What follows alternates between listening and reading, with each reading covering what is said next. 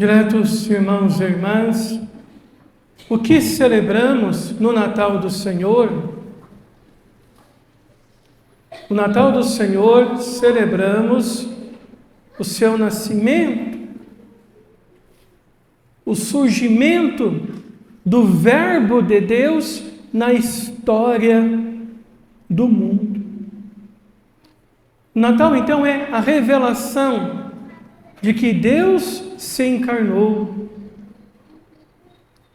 Isso que celebramos no Natal, o evento da encarnação.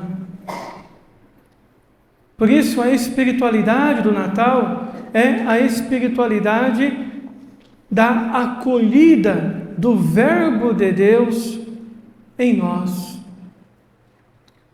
Maria gerou o Verbo primeiramente pela fé, segundo em seu corpo. Ora, pela fé, cada batizado é convidado por Deus a gerar o Verbo como fruto em sua vida. Qual é o fruto da fé? O fruto da fé é Jesus Cristo.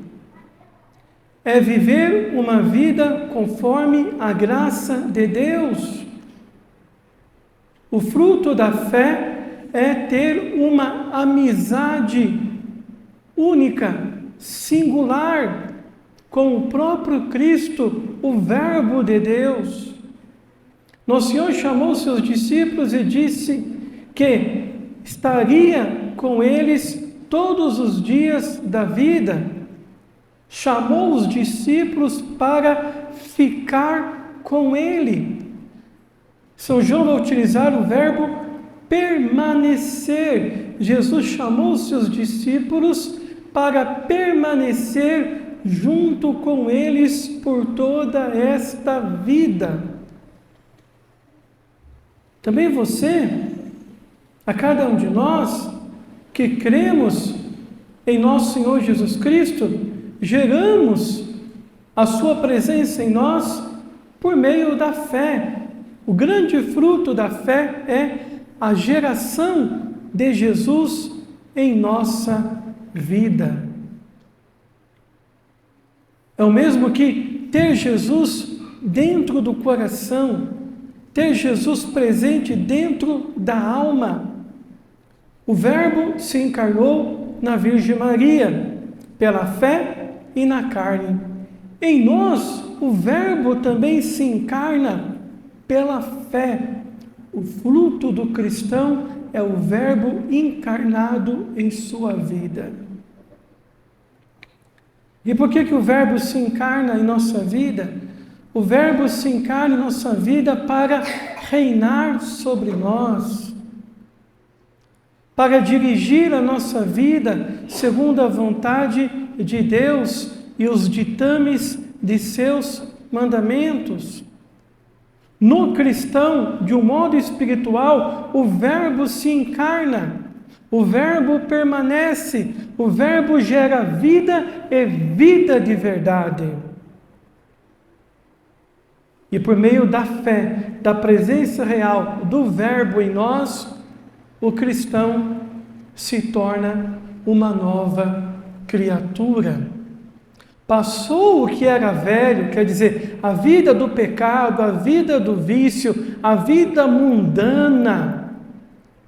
Tudo isto não faz mais parte da sua vida agora, de hoje, presente, cujo Cristo é seu Senhor, seu Salvador e inabita na sua alma. Por que o cristão é um outro Cristo? O cristão é um outro Cristo por quê? Porque o Verbo está nele. Jesus está presente em sua alma, em seu ser. Jesus está reinando em sua vontade, em sua liberdade, em suas decisões. A sua inteligência e a sua vontade já não pertence mais a ele, mas pertence a Jesus, o Verbo que nele se encarnou. Logo, ele é dirigido por Jesus Cristo, ele é guiado por Jesus Cristo. Sua vida nesta vida é uma vida dedicada exclusivamente a Cristo, porque o Verbo está encarnado em seu ser. E de fato, é isto que vemos na celebração do Natal, na liturgia, na palavra de Deus que ilumina as nossas ações litúrgicas, e que o Verbo se fez carne na Virgem Maria, pela natureza e pela fé. E a partir deste momento, com a fundação da Igreja, a instituição dos sacramentos, o Verbo passou a habitar em cada um de nós. Por isso você tem a presença de Cristo. Cristo vive em você, o seu corpo pertence a Cristo, a sua alma pertence a Cristo, a tua vida pertence a Cristo. Em você há o selo de Deus, de pertença a Cristo.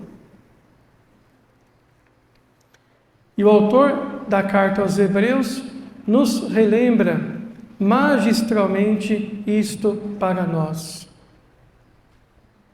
Ao entrar no mundo, Cristo afirma: tu não quiseste vítima nem oferenda, mas formaste-me um corpo. Quer dizer, o Verbo veio a este mundo e o Pai não exigiu dele nem vítima e nem oferenda, mas deu a ele um corpo. O Pai e o Espírito Santo deram ao Verbo de Deus, a Jesus Cristo, a palavra eterna, um corpo. Este corpo foi formado no útero santíssimo da bem-aventurada sempre Virgem Maria.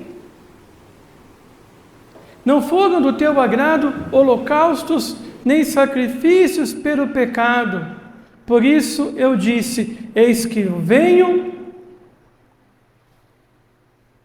No livro está escrito a meu respeito: eu vim, ó Deus, para fazer a tua vontade. O Verbo não iria então oferecer sacrifícios, holocaustos e oferendas a Deus. Não, Ele mesmo seria o holocausto, o sacrifício, a oferenda oferecida a Deus. E esta era a vontade de Deus, que Jesus se encarnasse para padecer na cruz. Compreendemos então a encarnação de Jesus no Natal à luz da sua redenção por meio da cruz. Jesus recebeu um corpo para sofrer. Jesus recebeu um corpo para padecer. Jesus recebeu um corpo para sangrar na cruz até a última gota, para pagar o preço a Deus por toda a humanidade que pelos pecados pertencia ao diabo, ao mundo, por isso destinada à condenação eterna. Então nosso Senhor padeceu na cruz, derramou o seu sangue, pagou o preço e nos resgatou para Deus. Por isso é inseparável o Natal da Páscoa do Senhor. Temos uma belíssima imagem do Natal, não é? Na arte sacra, que tem a imagem do menino Jesus, não é? Com a coroa de espinhos, com a cruz, com os cravos nas mãos, indicando que veio ao mundo para morrer. E por meio de sua morte, iria então conquistar a salvação de todo o gênero humano. Tu não quiseste, nem te agradaram vítimas, oferendas, holocaustos e sacrifícios pelo pecado, conforme prescrevia a lei do Velho Testamento. Mas eu vim para fazer a tua vontade, isto é, para oferecer o sacrifício do meu corpo, para oferecer o derramamento do meu sangue, e por meio do meu corpo, do meu sangue, a humanidade será readquirida para vós. Deste modo, se expressa Jesus em face ao Pai. Deste modo, ele suprimiu os sacrifícios do Antigo Testamento e estabeleceu o novo sacrifício da nova aliança por meio do seu sangue. E é graças a esta vontade que somos santificados pela oferenda do corpo de Jesus Cristo, realizada uma vez por todas. E a Santa Missa é a renovação do sacrifício de Cristo, é a renovação incruenta do sacrifício cruento do Cristo na cruz. Na missa é renovado o sacrifício do Calvário, mas sem dor. Nosso Senhor não sofre novamente, Nosso Senhor não sente dor novamente. Tudo isto é isento no sacrifício da missa, mas é a renovação do sacrifício do Calvário de um modo místico, que só podemos compreender, ainda que nem tudo, pela fé. Que vemos então a importância do Natal. Qual é a espiritualidade do Natal? É permitir isso. É permitir que o Verbo se encarne em nós pela fé. É permitir que Jesus habite em plenitude em nossa vida. É permitir que Jesus possa ser o caminho, a verdade e a vida de cada um de nós, o nosso verdadeiro tesouro. Em suma, é morrer para o mundo e viver para Deus. É rejeitar o pecado, o vício. É vencer os apetites da carne, as paixões enganadoras. É rejeitar o que não convém ao nome de cristão. É rejeitar as ocasiões de pecado, de queda. É romper com o pecado, é romper com o mundo. E permitir que o Verbo habite e atue em cada um de nós em plenitude, santificando a nossa vida, corpo, alma, para Deus. A Virgem Maria já está com o Verbo em seu seio, e ao visitar Isabel, Isabel é visitada pelo poder do Espírito Santo. Quando Isabel ouve o som da voz da Virgem Maria, Isabel fica cheia do Espírito Santo. João Batista é santificado no seu útero de sua mãe Isabel. Pula, salta de alegria com a chegada do Verbo no útero santo da Virgem Maria. Por revelação divina, Isabel percebe, portanto, que a Virgem Maria é a Teófora, a portadora de Deus. Nela o Verbo se fez carne e habitou no meio de nós. Plena do Espírito Santo, cheia do Espírito Santo, Shekinah, a nova casa de Deus, a nova arca da aliança, a Virgem Maria, a Mãe de Deus, traz em seu ser, no seu útero santo e imaculado, o Filho bendito de Deus, o Verbo encarnado. E Isabel rejubila de alegria com isso e exclama em alta voz: bendita és tu entre as mulheres. Isabel louva a Virgem Maria porque percebe que nela ocorreu o maior milagre da graça de Deus que podia ocorrer neste mundo. O Espírito Santo se uniu à Virgem Maria, o Espírito Santo desposou a Virgem Maria, tomou a sua carne e produziu um Deus feito homem. Este é o milagre que celebramos, um Deus encarnado no nosso meio. Quando olhamos para Jesus, olhamos para Deus. Ele é a segunda pessoa da Trindade que se encarnou, por isso, ele deve reinar sobre todas as coisas.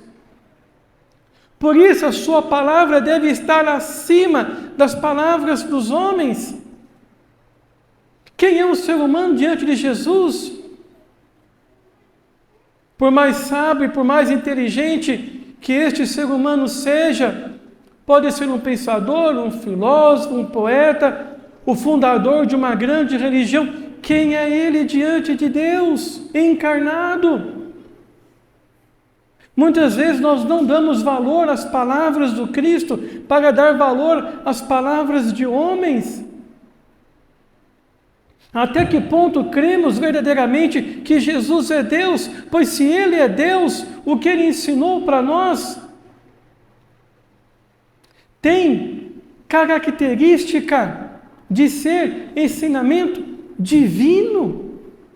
É a lei de Deus para nós.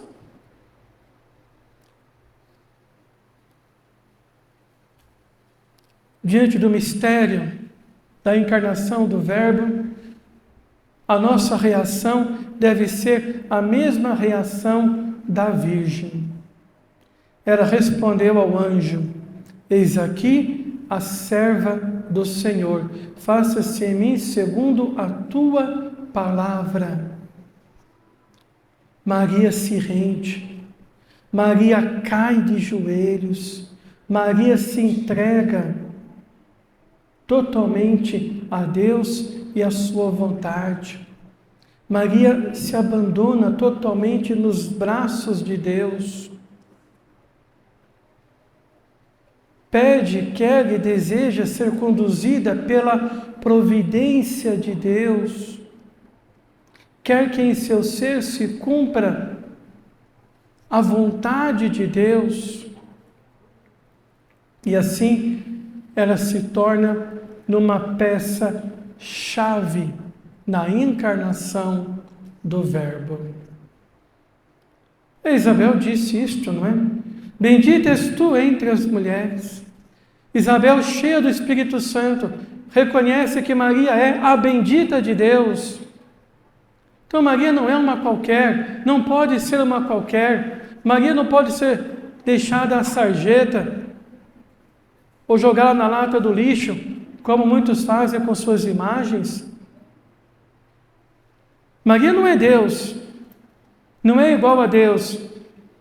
Maria está infinitamente abaixo de Deus. Diante de Deus e de Maria, Maria é menos que um átomo. Mas Maria diante de nós somos diante dela menor que um átomo. Porque ela é santa e nós somos pecadores. Porque ela foi privilegiada por Deus e nós não fomos. Porque ela foi abençoada por Deus com graças especiais e nós não fomos.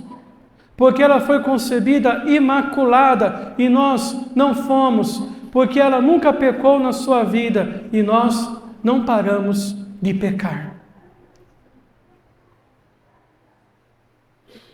Então ela só pode ser a mãe de Jesus, toda santa e toda pura. Imagine se o Espírito Santo tomasse a carne de uma mãe para o Filho de Deus que fosse pecadora. Como é que o Espírito Santo ia misturar o Verbo Santo de Deus, a segunda pessoa da Trindade, com uma carne apodrecida pelo pecado,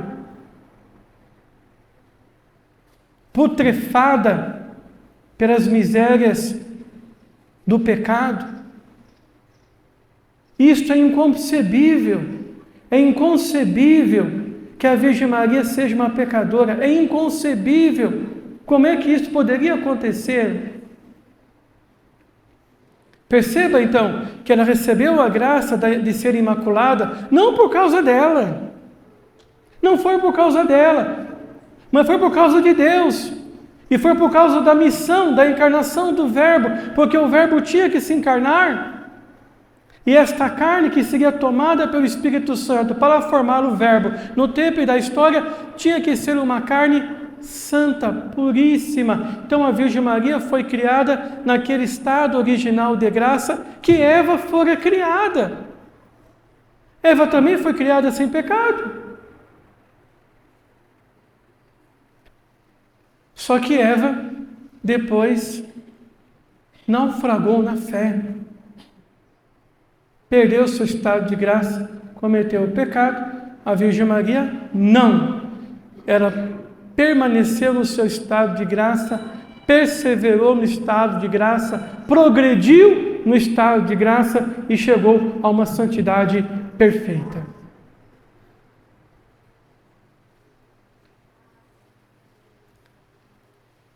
Disse nosso Senhor para nós, ao entrar neste mundo: tu não quiseste vítima nem oferenda, mas formaste-me um corpo.